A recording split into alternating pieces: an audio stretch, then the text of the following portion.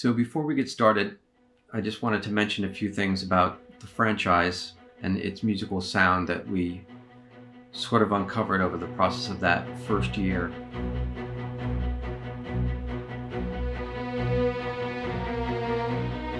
Some of those core things were that sense of hope, and was that somehow present in the heart of the music.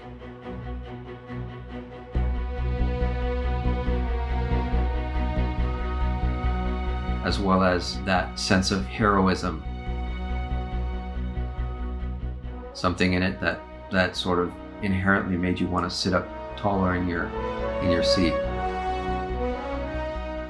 And those were things that, regardless of what the piece of music was for, whether in-game or a piece of cinematics or what map it was from, sort of listening at a piece of music in its essence, trying to hear if somewhere in it was a sense of hope or heroism, could help you figure out if it was right for the franchise.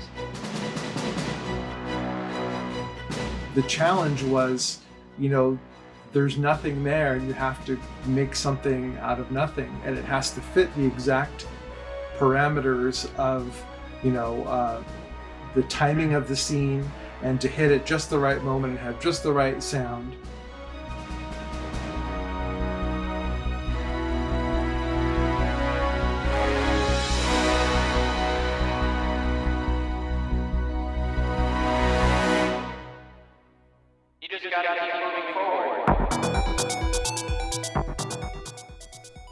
Yeah, we're so lucky that Blizzard is such a collaborative environment.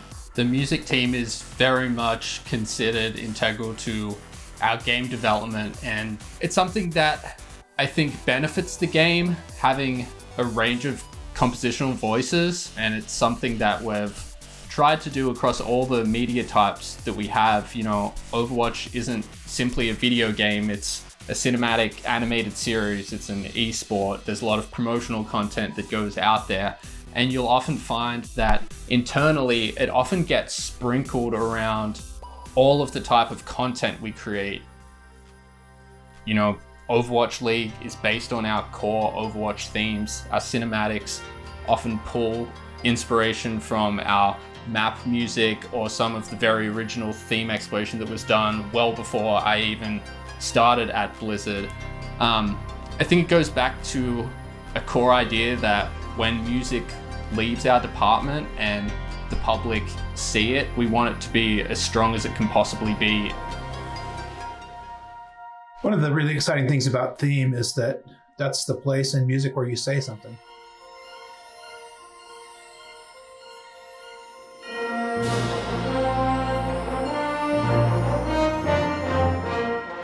I think of theme as kind of like a thesis statement where you're trying to create the big idea, and everything is derivative of that big idea. If you get that right, then everything else writes itself.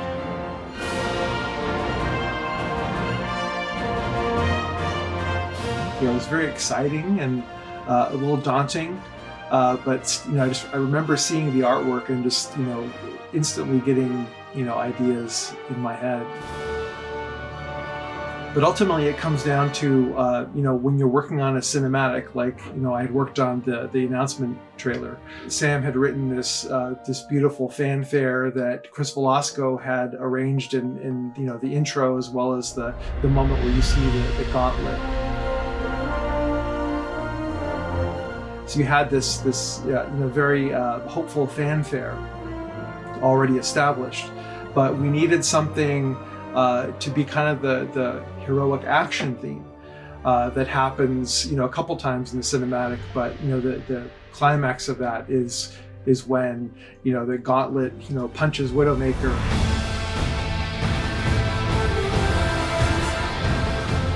And we ended up calling that Hero B for a while, but eventually became the victory theme, the play of the game theme.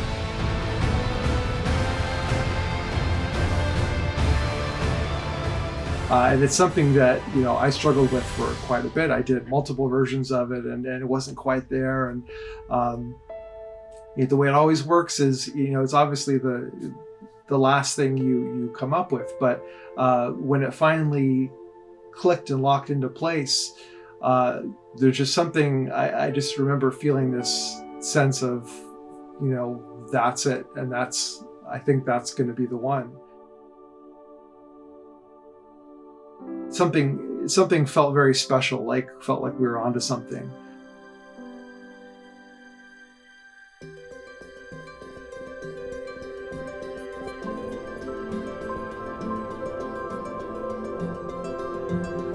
A real highlight for me was the Bastion cinematic, and it was not easy. Ben Dye and Jeff Chamberlain helmed that project, and they were very, very particular about how that felt.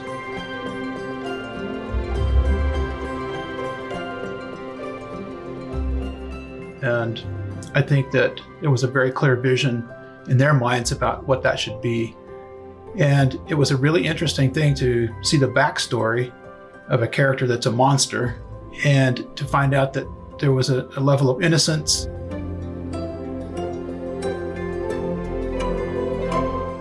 That there was, that Bastion became the way he became because of what he experienced.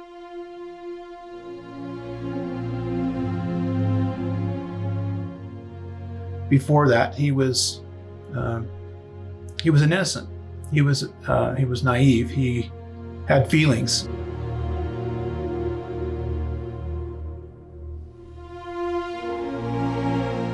And I love how that is portrayed through that cinematic. But the process of getting to that was a grueling one, and it was the product of many iterations. And to the credit of Ben and Jeff, they just never ever gave up. They didn't give up. Those are hard asks after someone's done something a number of times. You realize what you're asking people, and they didn't flinch at all. And nor did they give up on me, which is a really key issue. That's something that is unique to Blizzard.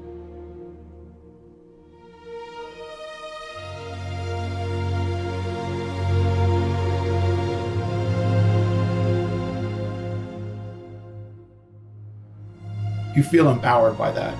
You really do get a sense that this is something that is cared deeply about, and there's a real vision for it, and they just won't settle. The other thing is that one of the important things about being a producer and director is just creating a sense of taste. And communicating what that is to those who are going to contribute to this creative process. I think that a personal investment, when you're on a creative team, a personal investment in story and character, that's everything. And when we're creating, we're trying to get to the essence of whatever that character is. We need to know their backstory. We need to know the old cliche in film, what's my motivation? That's a real thing. And getting a sense of that and expressing it authentically with your creative work, that means everything. And I think that's the very reason why people feel what they feel. And if I don't feel it, you won't feel it. But I do have a very deep connection to that world. It's as real to me as walking outside and seeing the tangible world.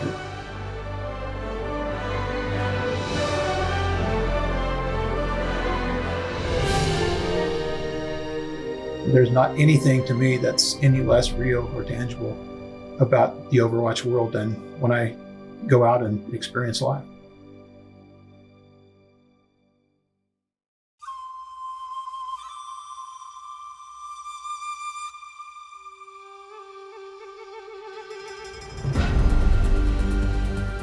I remember when I first saw the Dragon short in its rough form, which is a rough animatic and it wasn't the final animation. There was temp music and temp dialogue and everything. I remember just feeling this a sense of really emotional connection to it, even in that form. Something about the story, something about just the motivation behind it really resonated. And I still get choked up at the end of it, watching it, not because of my music, but because of the emotional connection I had to it when I was creating the music.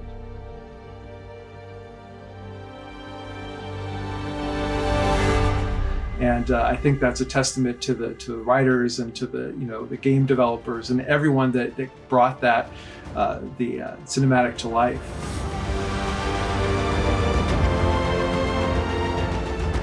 And to get to be a part of that, and to get to be a part of helping tell these stories and expanding the cinematic universe outside the game is an incredible gift. I'm very grateful for that.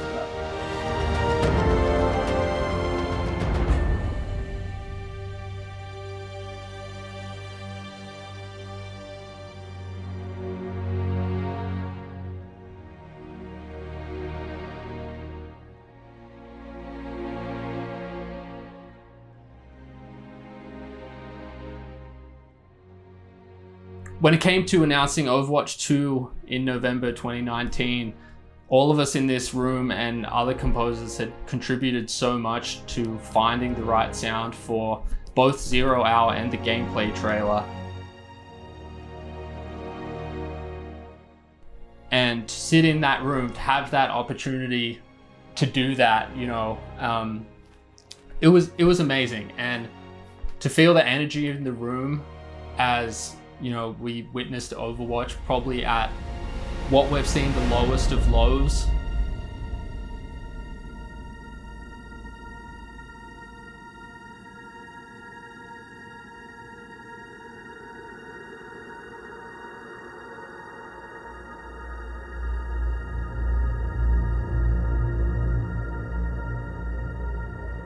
But then to come back and have all the heroes show up one by one, and the crowd just erupting and the room vibrating as their favorite hero showed up in Paris to save the day. It was truly memorable, and it just reminded me how much this franchise resonates with people, how important it is to them, and how much of an honor it is for us to do what we do every day.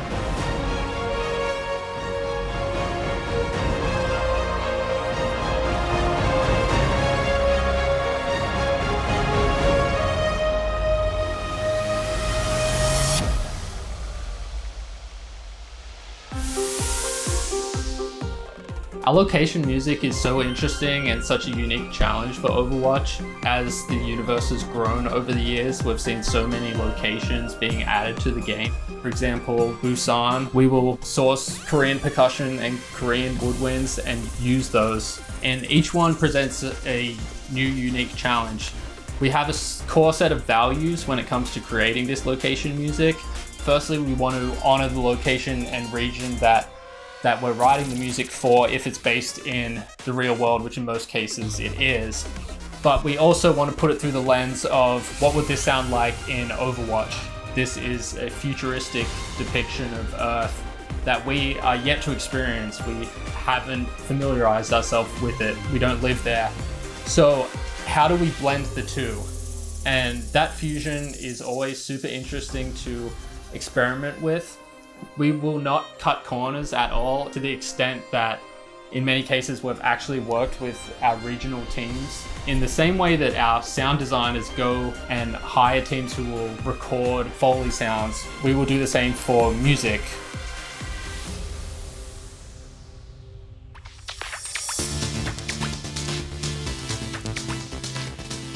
And I think that we are very conscious that the fans are very invested in this franchise. They love the game, they love the universe. We have fans that might not even play the game, but are just enamored with the characters and will dress up in cosplay, come to BlizzCon, consume the cinematics like nothing else. And, it's a testament to how much Overwatch has just touched people and how people have resonated with it so deeply over the years. That said, when we are creating the music, or me personally, it's all about the content we're making. We're trying to elevate what's already there. We're trying to build upon the foundations of what other departments may have done with a cinematic or a level in the game or a new character. And so long as we serve that purpose, we think that people will resonate with it how we resonate with it internally at Blizzard. You have to have an emotional connection to the work to be able to convey a true emotional connection, to the viewer.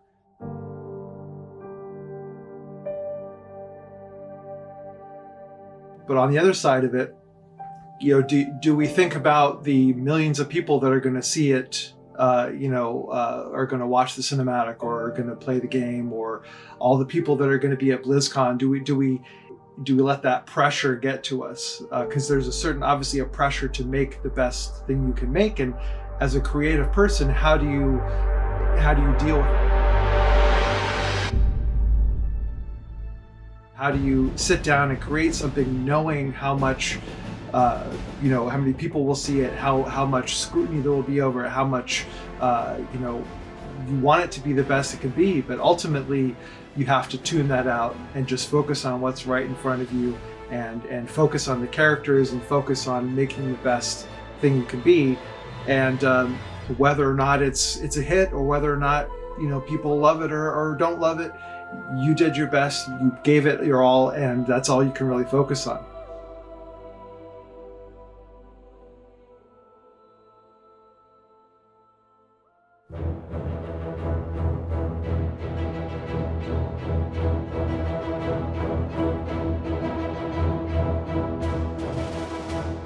Yeah, I think the primary function of music is to serve the story that's being told, develop the world, create something that helps grow whatever we're making into something much more larger.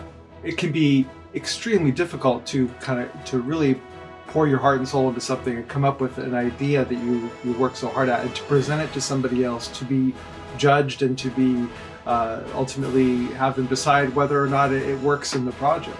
But one of the best things about Blizzard is that no matter how many times we have to, start from scratch or keep trying, ultimately they're after the best possible vision of the product.